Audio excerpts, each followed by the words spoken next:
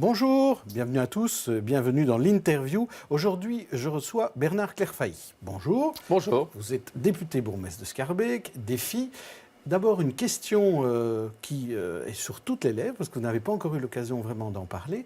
Quel est votre rôle, quelle est votre implication dans cette affaire de loi de la transaction pénale, ce qu'on appelle maintenant une affaire d'État, l'affaire du Kazakh-Gate?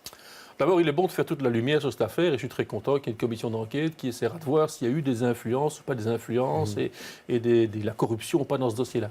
Alors certains ont cité mon nom parce qu'au moment de l'affaire Kazakh-Gate et lorsqu'on a voté au Parlement sur l'initiative de parlementaires, la loi qui crée la transaction pénale, c'était un amendement qui parlait à la fois de la levée du secret bancaire et de la transaction pénale et que moi j'étais secrétaire d'État à ce moment-là et je m'occupais du volet secret bancaire. Et donc j'étais en réunion de la commission des finances pour parler du volet secret bancaire.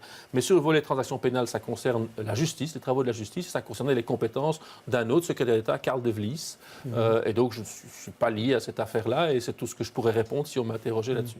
Et alors, Didier Reynders, qui était normalement le ministre en charge, c'est lui qui aurait dû être devant cette commission. Le fait qu'il vous ait envoyé, c'était usuel ou bien il y avait une idée derrière la tête? Parce que Olivier Minguin avait l'air de supputer.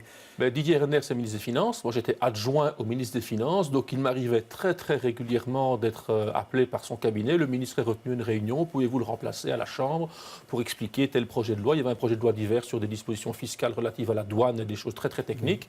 Et il m'envoie en commission pour faire l'exposé avec son attaché de cabinet qui me présente le dossier. L'initiative de la loi, de l'amendement qui crée la transaction pénale et la levée du secret bancaire ne vient pas du gouvernement.